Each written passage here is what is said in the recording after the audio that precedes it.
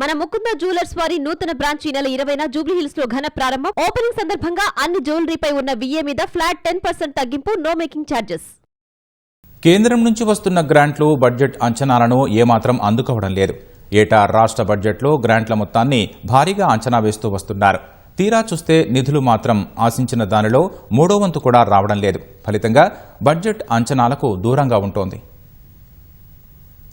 కేంద్ర ప్రభుత్వం నుంచి పన్నుల్లో వాటాతో పాటు రాష్ట్రాలకు గ్రాంట్ల రూపంలో నిధులు వస్తుంటాయి. ఈ నిధులు వివిధ రూపాల్లో వస్తుంటాయి. ప్రతి 5 ఏళ్లకు ఒకసారి కేంద్ర ఆర్థిక సంఘం ఇచ్చే సిఫార్సులకు అనుగుణంగా రాష్ట్రాలకు కేంద్రం గ్రాంట్ల రూపంలో నిధులు ఇస్తుంది. స్థానిక సంస్థలకు ఇచ్చే నిధులతో పాటు NDRF కింద ఈ నిధులు ఉంటాయి.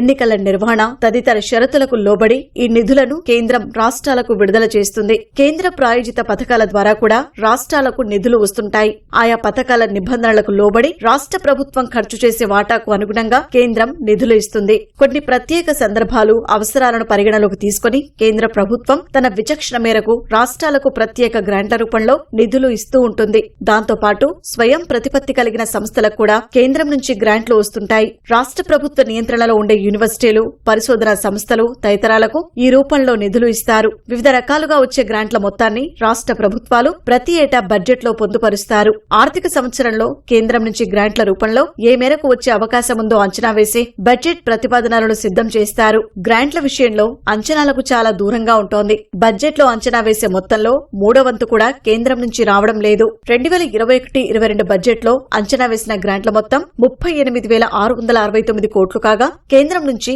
అందులో 22% మేర 8,619 కోట్లు రాష్ట్రానికి వచ్చాయి. 2022-23లో గ్రాంట్ల రూపంలో 41,002 కోట్లు వస్తాయని అంచనా వేశారు. కానీ కేంద్రం నుంచి వచ్చిన మొత్తం 13,179 కోట్లు మాత్రమే. అంచనాలో 32%గా ఉంది. 2023-24లో అంచనా వేసిన గ్రాంట్ల మొత్తం 41,259 కోట్లయితే కేంద్రం నుంచి అందులో 23% మేర 9,729 కోట్లు వచ్చాయి. 2024-25 బడ్జెట్లో గ్రాంట్ల అంచనాను సగానికి తగ్గించారు. 21,636 కోట్ల రూపాయలు అంచనా వేస్తే కేంద్రం అందులో 36% 7,913 కోట్లు రాష్ట్రానికి వచ్చాయి. బడ్జెట్లోనే భారీగా తగ్గించినప్పటికీ వచ్చిన మొత్తం కనీసం 40% కూడా దాటలేదు. ప్రస్తుత ఆర్థిక సంవత్సరం 2025-26 బడ్జెట్లో కూడా గ్రాంట్ల అంచనా పరిమితంగానే ఉంది. 22,782 కోట్లు కేంద్రం నుంచి గ్రాంట్ల రూపంలో వస్తాయని అంచనా వేస్తే జనవరి నెలాఖరు వరకు అందులో కేవలం 18% పైగా 4,213 కోట్లు మాత్రమే వచ్చాయి. మిగిలిన 2 నెలల్లో ఏ మేరకు వస్తాయో చూడాలి. ఇటీవల కేంద్ర బడ్జెట్ సందర్భంగా 16వ ఆర్థిక సంఘం నివేదికను ప్రవేశపెట్టారు. రానున్న 5 ఆర్థిక సంవత్సరాలు ఆ నివేదిక ప్రకారమే రాష్ట్రాలకు గ్రాంట్ల రూపంలో నిధులు రానున్నాయి. ఈసారి ఆర్థిక సంఘం కొన్ని మార్పులు చేర్పులు చేసింది. వివిధ రూపాల్లో రాష్ట్రానికి వచ్చే అవకాశమున్న నిధులకు సంబంధించి ప్రభుత్వానికి స్పష్టత వచ్చింది.